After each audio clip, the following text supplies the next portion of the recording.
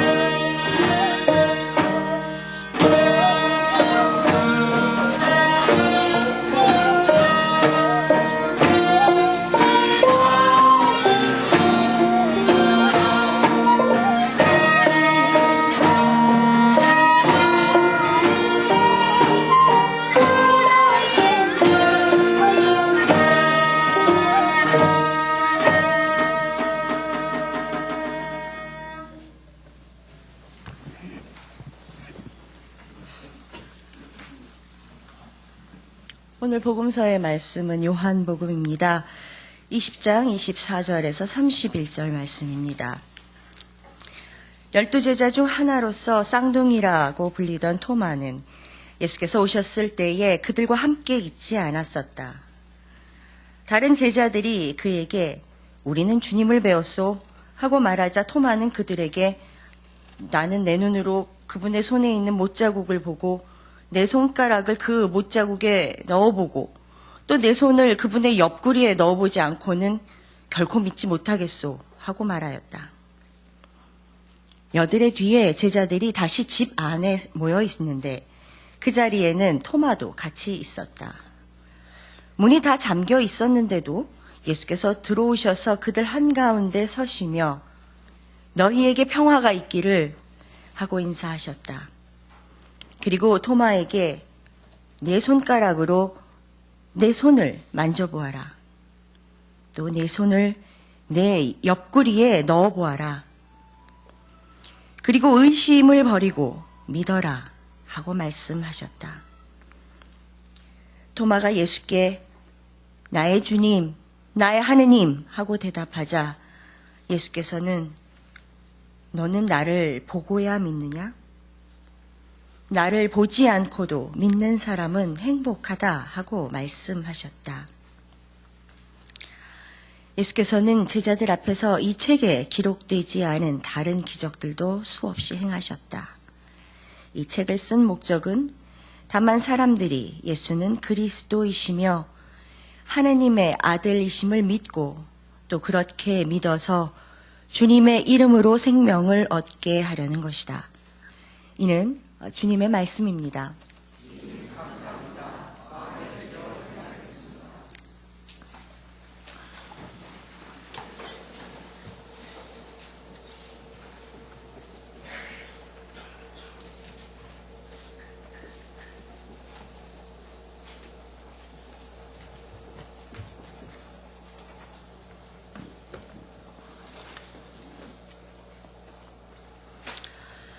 시편 118편은 감사로 시작을 합니다. 그는 선하시며 그의 인자하심이 영원하다. 요즘과 같이 극악무도한 그런 시절을 지나면서 시편 118편의 말씀은 큰 위로가 되기도 하지만 또 동시에 선하심과 인자하신 그 주님이 혹시 너무 멀리서만 바라보고 계신 것은 아닐까, 이런 조바심이 나기도 합니다. 3년여 만에 향림 강단에 다시 서게 되었습니다. 지난 3년여 동안 이 사회에는 무수히 많은 일들이 있었습니다. 그래서 사실 많은 분들을 거리에서 자주 뵙기도 했었지요. 그런데 이렇게 주일에 향림 교회에 와서 예배를 드리자니 굉장히 감회가 새롭습니다. 언젠가 향림교회에서 행사가 있어서 복사기를 갑자기 써야 되는 일이 있었는데요. 사무실 문이 잠겨 있는 겁니다. 그래서 조 목사님께 양해를 구하고 사무실 번호를 받아서, 그리고 사무실을 열고 들어가서 잠시 일을 보았습니다. 그때 제가 내가 4자리밖에 되지 않는 사무실 이 번호 키를 잊어버렸구나, 기억을 못하는구나, 이런 거를 그때 알았고요. 그리고 막상 아무도 없는 사무실에 들어가서 뭔가 이렇게 뒤적뒤적 하면서 이 일을 하는 게 왠지 낯설고, 왠지 들어가면 안 될 때를 들어가는 것 같고, 그런 생각이 참 들었던 그때가 생각이 납니다. 그래서 그때 같이 들어갔던 분에게 참 이상하다, 이게 남의 집 들어가는 기분이네, 이렇게 했더니 옆에 계신 분이 남의 집 맞아요 목사님, 그렇게 얘기를 하시더라고요. 그래서 한참 웃었던 기억이 납니다. 뭐 남의 집, 우리 집, 뭐 너네 집, 내 집, 뭐 이렇게 가릴 것은 아닙니다만, 뭔가 그 시간의 흐름이라는 것이 새로운 느낌들을 갖게 하고, 사실 예배의 형식도 여러 가지 이제 또 섬돌은 섬돌 나름대로의 흐름들이 있다 보니까 여기에 다시 저를 세팅하는 것이 그래서 빨리 걸렸습니다. 너무 서운해하시지는 마시고요. 그러면서 이 안에서 제가 배우고 또 채워왔던 많은 기운들, 그리고 그런 기억들, 이런 것들이 쭉 제 눈앞을 스쳐 지나갑니다. 제가 뭐 몇 가지 사진들과 더불어서 이 하늘대 펴기에 여러분들이 조금 더 시각적으로 도움을 받으실 수 있도록 좀 준비해 왔습니다. 지금은 그 향림 강당체, 향림 공동체 강당교류 주일에서 제가 4교회의 상징들을 뒤에 세웠는데요. 한 장 넘기시면은, 저희가 지난 1월에 섬돌 세움 3주년 기념 예배를 드렸던 사진들 한 3장 정도를 가져왔습니다. 잘 아시다시피 2013년 1월 첫째 주에 나눔과 세움 예배를 이제 드렸고, 저희가 1월 둘째 주부터 섬돌 향림 교회라고 하는 이름으로 예배를 시작했고, 그것도 벌써 3년 전 일이 되었습니다. 뭐 여기 앉아 계신 분들은 뭐 다양하게 여러 경로를 통해서 섬돌이 어떻게 지내고 있는지 들으실 기회들이 있었으리라고 생각을 합니다. 매해 섬돌 세움을 축하해 주시기 위해서 당회에서도 장로님이 참석해 주시기도 하고, 또 그동안 청년여신도회, 그리고 청신, 세청, 희청, 그죠? 그리고 또 얼마 전에는 성평등위원회에서도 향린을 방문해 주시고 함께 예배 드려 주셨습니다. 이런 기회들을 통해서 사실은 여러분들이 뭐 익숙하지 않은 곳을 또 찾아오셔야 되고, 또 그리고 익숙하지 않은 사람들과 예배를 드리고 하는 그런 과정들이 있겠지만, 그렇게 그렇게 함께 해주시는 그런 과정들은 사실 저희들로서는 누군가 우리를 계속 지켜봐 주시고 계시는구나, 누군가 우리를 지지해 주고 있는 거구나, 누군가 우리를 위해 기도해 주고 있는 것이구나, 이런 것들을 사실은 느낄 수 있기 때문에 굉장히 큰 힘을 얻게 됩니다. 그리고 얘기해 주시는 그 얘기들을 통해서 향림 공동체가 익숙하지 않은 그런 교우들에게도 공동체라는 것이 이런 거구나 하는 것들을 조금씩이라도 느낄 수 있게 해 주는 것이지요. 한 장 넘겨주시면은 역시나 이제 저희 예배 가운데 하늘 뜻 펴기 하는 한 장면인데요.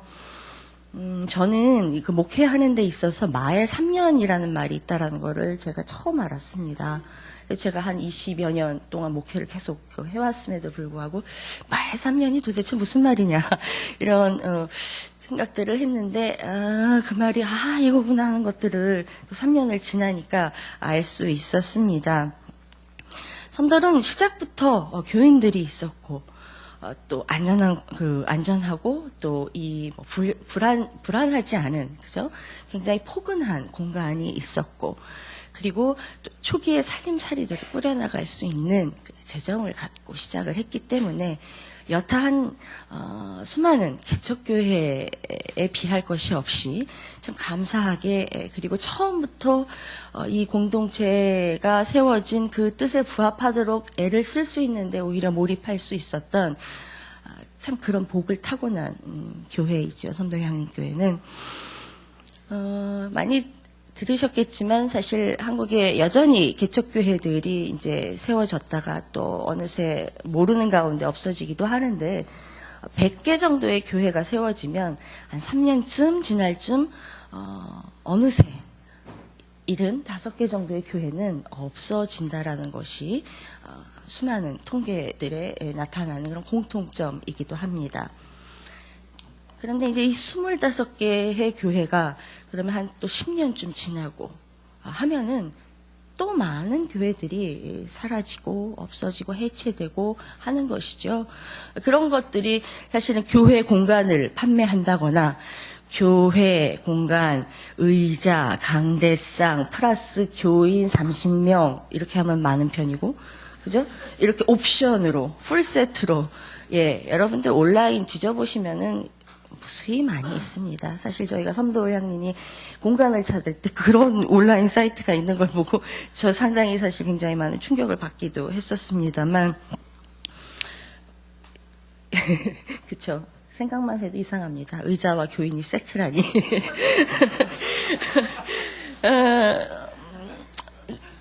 저희들은 여튼 그렇게 시작을 할 수 있었습니다. 그건 여러분들의 정성과 또 향림교회가 쌓아온 역사와 그리고 다른 사회적 선교 플러스 분가한다라고 하는 것은 이것은 정말 쉽지 않은 과정들을 해냈다라는 것이 어느 누구에게나 물어봐도 그래서 참 신뢰하고 존경할 만하다라는 이야기를 듣게 되는 것입니다. 그래서 마포에 자리 잡은 섬들향림이 어떻게 지나고 있느냐. 여러 경로를 통해서 여러 상황의 이야기들을 들으신 분들 가운데서는 아이고 걱정된다 걱정돼 이러시는 분들도 계실 테고 또 한편에는 와보니 그래도 단단하게 서 있구나 이렇게 얘기해 주시는 분들도 계십니다. 기억하실지 모르지만 섬들향림교회는 1월 달에 세워지고 그리고 그해 바로 4월에 제가 그 손석희 시선집중의 인터뷰에 참여해서 생방송이 이렇게 나가는 일로 그 발언 내용으로 인해서 불과 3개월 만에 저희 홈페이지, 교회 전화, 저의 이메일이 아주 불이 난 적이 있었습니다. 굉장히 저 역시도 당황스럽고 시작한 지 얼마 안 된 교회가 수많은 다양한 그야말로 라벨, 뼈딱지 붙이기, 그죠?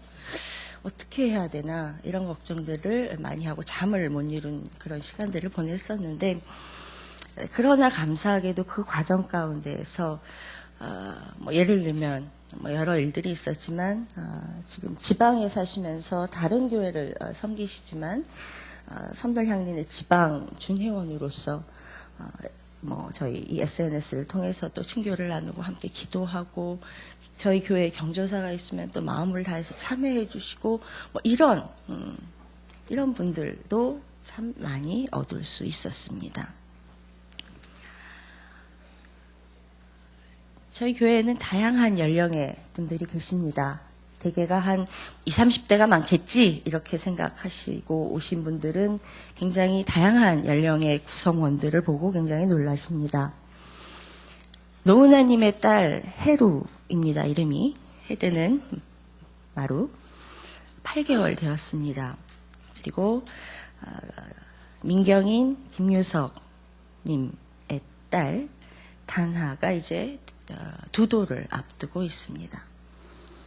그런가 하면 우리 교회에는 출석이 어려우십니다만 80이 넘으신 우리 이영희님, 향림교회에서 이영희 권사님 여전히 전화할 때마다 세교우들은 많이 늘었냐, 잘 다니고 있냐, 나는 매일 교회를 위해서 기도한다, 이런 말씀 해주십니다. 또 그런가 하면 이제 70 후반이신, 그러나 며칠 전 호련히 또 배낭을 하나 짊어지시고 배낭여행을 떠나신 이영웅님과 같은 분도 계십니다.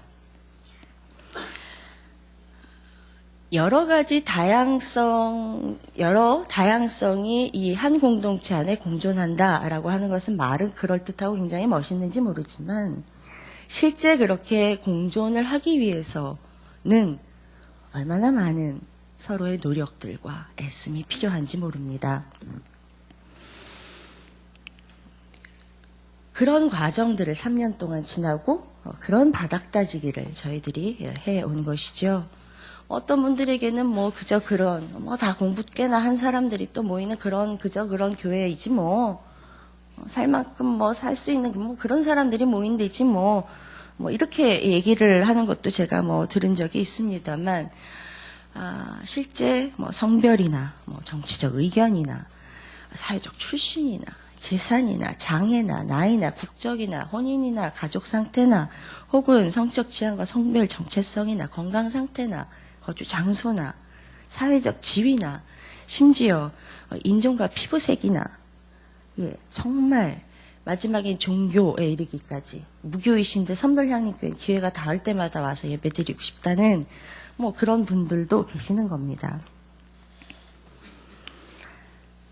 최근 다시 뭐 교인 수들이 조금 더 늘어나기는 했습니다만 어쨌든 정회원 준회인 합히면은 150명이 훌쩍 이제 넘었고 기장 총회에 1월마다 교회 상황 보고를 하게 되어 있는데 거기에 보고한 정회원의 수가 1월 달입니다. 1월 달에 91명이었습니다. 어린이를 포함한 세례 교인이 72명, 아직 세례를 받지 않은 비세례 교인이 19명, 40대 이상이 47명, 40대 미만이 31명, 청소년 4명, 어린이 10명 이렇게 있습니다. 작년 결산이 저희가 1억하고 한 700여만 원 결산을 했는데 일반 지출과 특별 지출 그렇게 합쳐서 보면 선교비로 지출한 금액은 30%가 이미 넘습니다. 물론 작은 교회이다 보니까 저 있고 그다음에 주말에 교육을 담당해 주신 전도사님이 계시기 때문에 여전히 다른 교회와 비슷하게 사례비가 차지하는 전체적인 비중은 클 수밖에 없습니다만 그럼에도 선교비로 많이 지출하고 특히 절기헌금 같은 거를 일상경비로 쓰지 않고 꼭 필요한 곳에 목돈으로 줄 수 있게끔 저희가 비축할 수 있는 그런 것들은 분가의 힘이기도 하고 또 교우들이 그만큼 손수 살림하고 있는 애씀이 담겨 있기 때문에 가능한 일입니다. 아마 향림공동체의 다른 교회들에 비해 저희 교인들이 시민사회단체 활동가 그리고 다른 일을 하고 있어도 거진 활동가와 같은 준활동가로서 살아가고 있는 분들 수가 훨씬 많을 겁니다. 그리고 와보신 분들은 아시겠지만 4개 교회 가운데에서 평균 연령도 가장 뭐라 그래야 되나요? 낮습니다. 이것도 이상한 것 같고 젊습니다. 예. 분가하면서 향린에서 섬돌로 왔지만 서로가 접하는 면이 상대적으로 없었던 분들은 그냥 처음 만난 사람과도 마찬가지였던 거죠. 그런 분들, 그리고 처음 저희가 예배를 드릴 때부터 참여한 분들, 그리고 계속해서 오시는 분들, 혹은 떠나신 분들, 향린으로 다시 오신 분들, 또 그 세대의 특징일 수도 있을 것 같은데 지방이나 해외로의 이동도 상당히 많은 편이라고 생각을 합니다. 예배로 모이면 모든 것이 다 해결될 것 같지만 사실 서로 간의 신뢰를 쌓고 그리고 친밀감을 가져가는 데는 상당히 많은 시간들이 걸리는 법입니다. 여기서는 이렇게 많은 인원들이 모여서 그냥 흩어지는 걸로 끝날 수 있지만 적은 공동체일수록 서로가 부대끼는 면이 훨씬 더 많습니다. 그래서 향린에서는 볼 수 없었던 면을 그렇게 작은 공동체로 가니까 이분이 이런 면이 있었네 라고 뭐 긍정적인 면에서나 혹은 뭐 부정적인 면에서도 그렇게 새롭게 알게 되는 것이거든요. 부대끼는 면이 많다라는 것들도 사실 공동체 안에서 사실 사람들로 하여금 많은 것들을 훈련하게 한다라고 저는 생각을 하고 있습니다. 강단 교류다 보니 이제 서두는 여러분들에게 섬돌의 오늘을 얘기를 해드릴 수밖에 없는데요. 끄셨군요. 3년 동안 경험한 그냥 목회자로서 섬돌을 바라보는데 몇 가지 특징이 있습니다. 청년들이 교회에 오지 않는다라고 합니다. 물론 뭐 대형 교회들은 상황이 또 좀 다르죠. 거기서의 인맥을 형성해야 하기 때문에 대형 교회 청년회들은 뭐 여전히 100여 명이 넘기도 합니다만 그래도 줄어가고 있는 것들이 평균치라고 이야기할 수 있습니다. 앞선 세대보다 못 살게 되는 최초의 세대라고 불리우죠.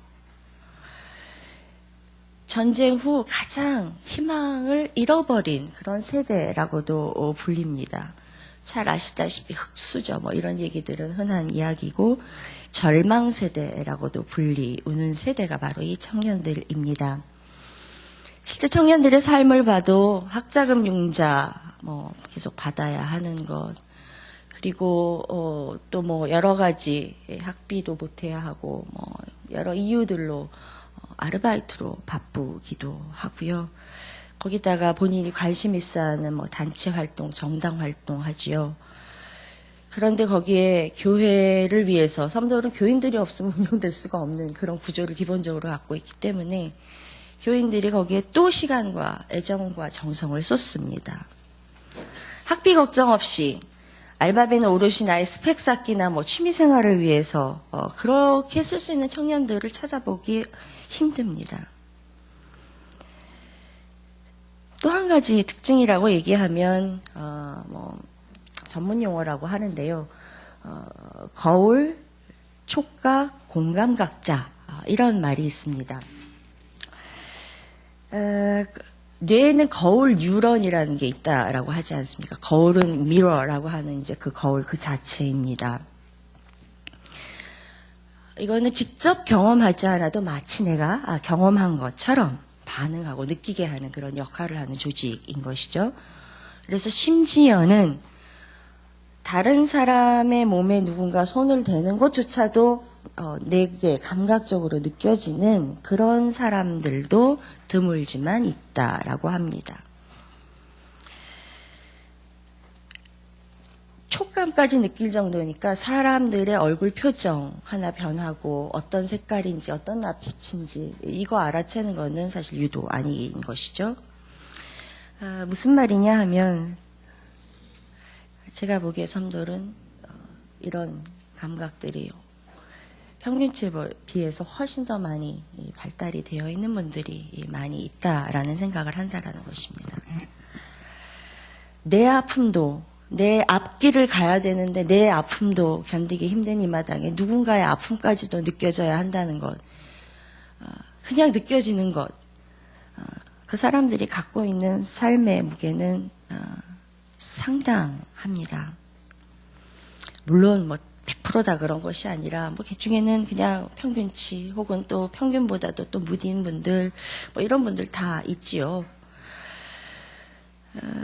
그러나 그런 아픔들을 느끼는 것들에 대해서 이제 이야기하고 표현하고 하는 것들이 훨씬 더 좀 열려있는 공간이다 보니까 그로 인한 어떤 갭 가운데에서 느껴지는 뭐 갈등들도 있고 또 뭐 여러 다양한 일들이 발생하게 되는 것이죠. 아파할 때 우리는 고통을 느낍니다. 보통 사람의 몸에서 고통을 느끼는 부위를 이제 통감이라고 얘기를 하죠. 여러분도 손바닥을 한번 이렇게 가만히 들여다보십시오. 평균치로 1제곱센티미터당 한 100에서 200여 개 정도가 이 아픔을 느끼는 그런 부위들이 쭉 퍼져 있다라고 하는 것이고, 물론 더 아픔을 느끼는 부위도 있고 덜 아픔을 느끼는 부위도 있습니다. 아픔과 고통을 느낀다는 것, 이것은 기본적으로 사람들이 스스로를 보호하기 위해서 필요한 부분입니다. 그죠? 뜨거운데 뜨거운 줄 모르고 있으면은 깊은 화상을 입게 되는 것 아니겠습니까?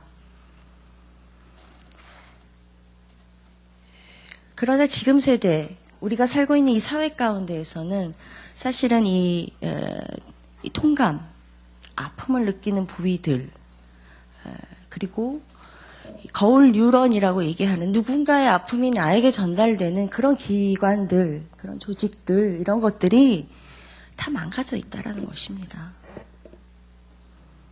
내 옆에 앉아있는 사람 아픔도 잘 몰라요. 그러니 시청광장에서 누가 뭐 열흘 가까이 피를 맞던, 경찰한테 두드려 맞건, 뭐 이런 거, 세월호 유가족들이 여전히 피눈물로 가슴을 찢으며 산다는 것, 이런 거 그냥 여전히 느껴지지 않는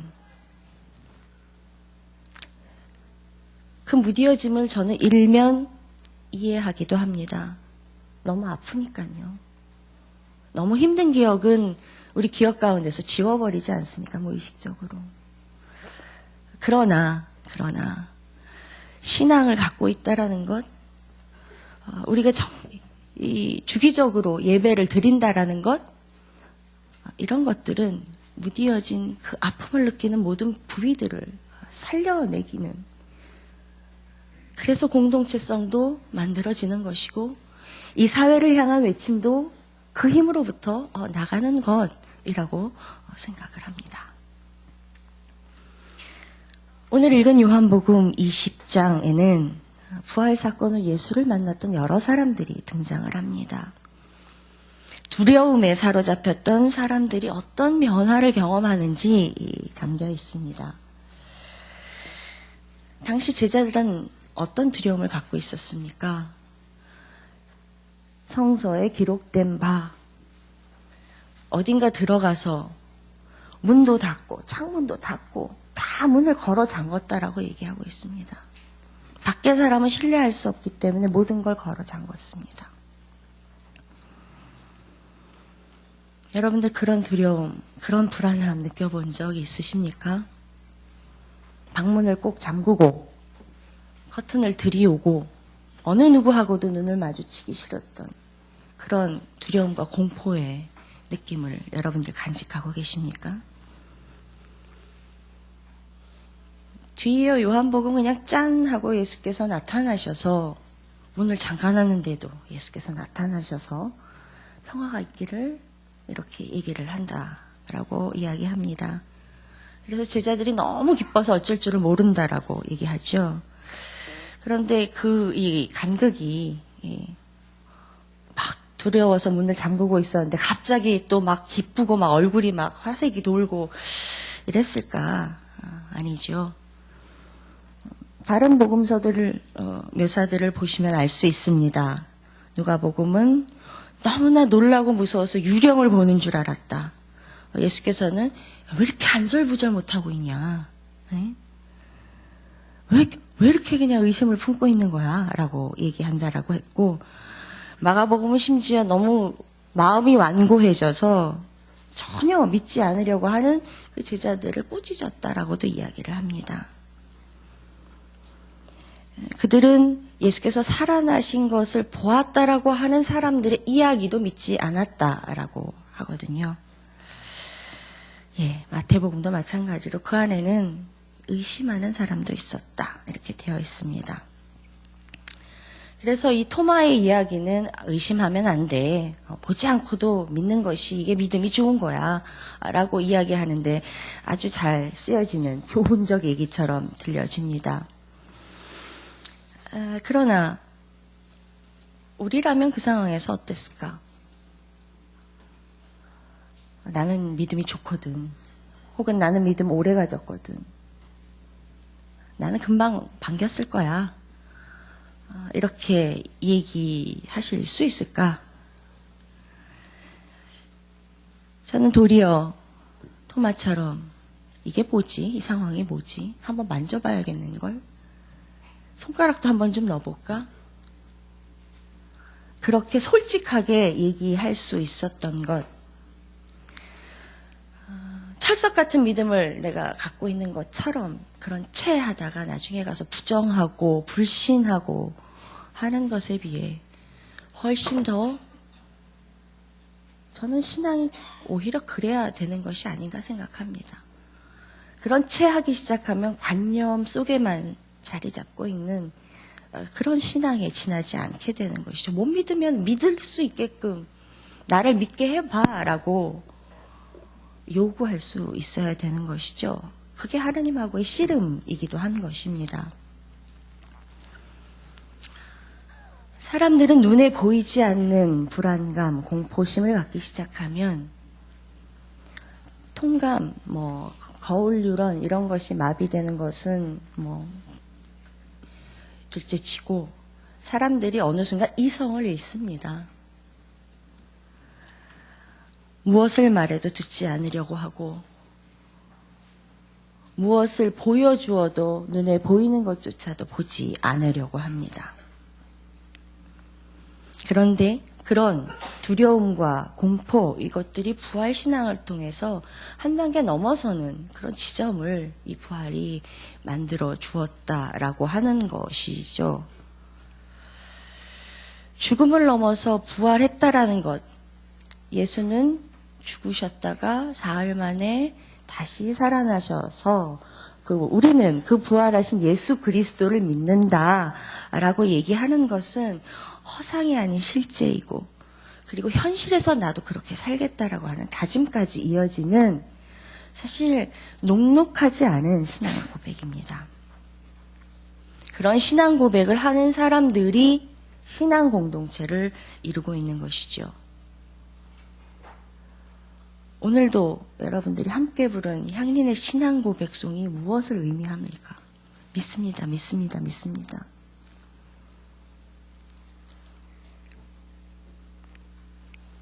우리는 여전히 그 당시에 문을 꼭 걸어 잠그고 집안에 꼭꼭 숨어 있었던 사람들이 문을 열어 제끼고 창문을 열어 제끼고 그리고 나의 끝은 어디인지 사실 뻔히 보이는데도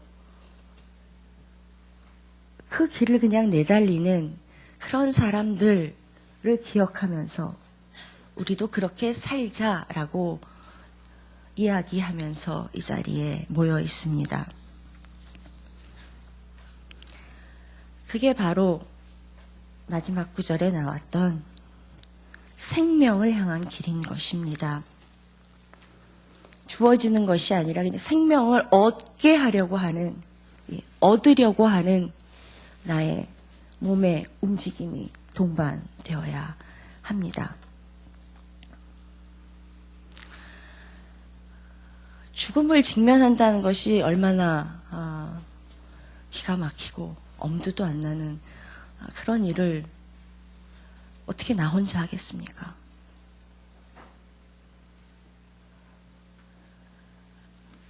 내 앞으로, 내 뒤로, 내 양옆으로 누군가 있지 않으면 누가 그 길을 갈 수 있겠습니까? 그래서 그 신앙 고백들을 늘 새롭게 다시금 새기고 또 새기고 하는 것에서 신앙 공동체의 결속력은 나옵니다. 죽음 너머에 생명이 있다. 죽음을 두려워하지 말자. 뭐 이런 다짐하는 것. 이것은 서로 간에 있는 서로의 친밀감, 이런 것들이 쫀쫀하게 짜여져 있지 않으면 사실은 어려운 부분이 있는 것이죠. 오후에는 아까도 뭐 장로님 말씀하셨지만 아마 내 교회가 모이면 제일 잘하는 경찰서 앞에 가서 거리 기도회하고 행진하고 하는 일들을 하게 됩니다. 이 내 교회 기둥이 이제 4개가 생긴 겁니다. 어느 한 기둥이 슬쩍 약한 고리가 되어지면 나머지 3기둥도 영향을 받을 수밖에 없습니다.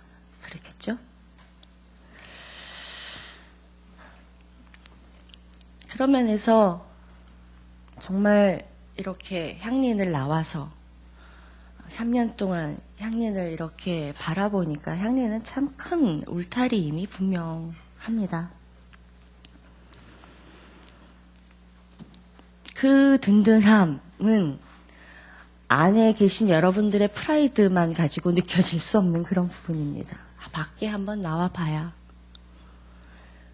그 사회에서 이 교회들이 어떤 좌표를 갖고 있는지를 볼 수 있어야 아하, 이 교회가 60여 년 동안 이렇게 지나온 것이 저절로 이루어진 것도 아니고 그제서야 그 60여 년 동안의 세월에 담겨있는 눈물과 땀방울들이 느껴지는 것이죠.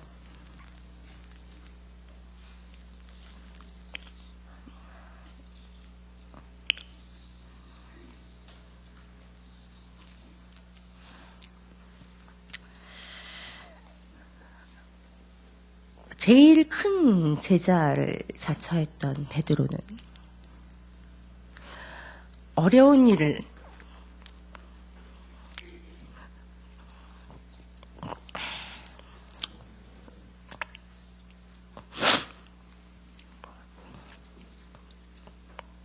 경험하고 냅다 도망갑니다.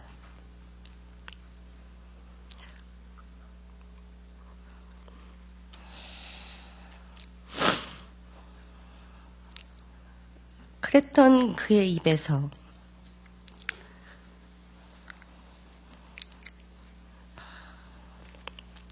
우리는 이 모든 일의 증인입니다.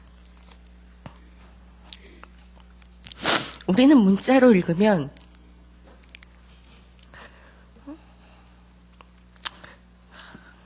이 구절구절들이 담고 있는 그 피눈물들을 이해할 수 없을 것입니다.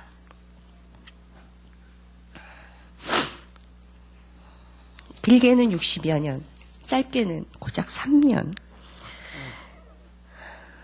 이 교회들은 이 사회에 있어서 모든 일의 증인, 특별히 역사의 증인, 공동체입니다. 소중하게 여겨져야 되고, 그리고 우리 스스로가 소중하게 여겨야 합니다.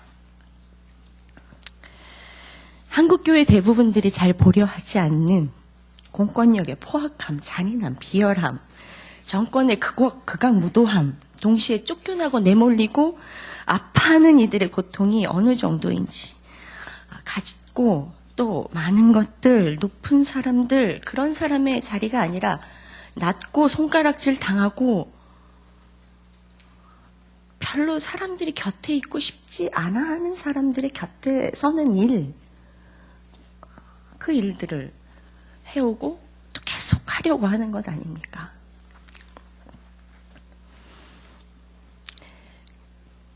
그 사람들 속에, 그리고 여전히 파헤쳐지고 그리고 뽑히는 온 생명 가운데에 깃들어져 있는 거기에 있는 그 생명 속에서 하나님은 오늘도 우리와 함께 숨쉬고 계시고, 그리고 너무 단순하지만 그래서 예수는 그리스도시다, 이런 고백들을 하는 것입니다.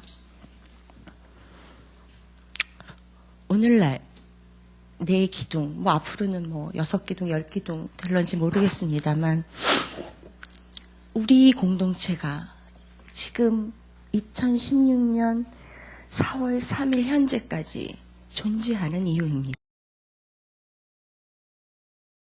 은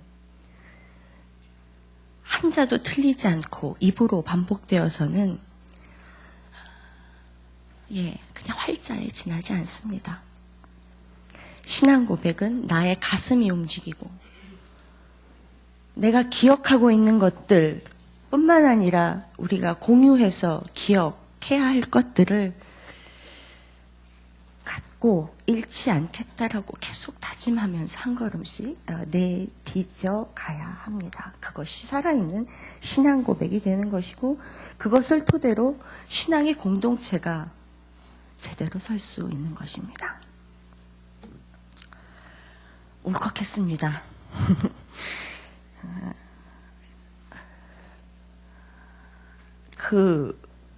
제 눈물은 3년 동안 힘들었어요. 이런 눈물. 또 있어요, 분명히.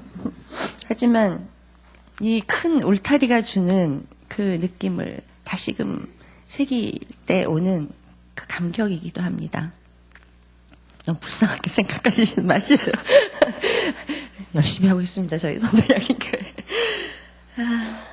이런 기운들을 서로 엮어가면서 또 다른 걸음들을 함께 걸을 수 있기를 바라봅니다. 가슴으로 움직이는 신앙 고백들을 되뇌이시면서 가슴 안에서 아멘을 한 10번 정도 외치시면서 침묵 가운데서 생명을 얻게 하려고 하는 것이다 라는 그 말씀을 기억해 주시기 바랍니다. 함께 기도하겠습니다.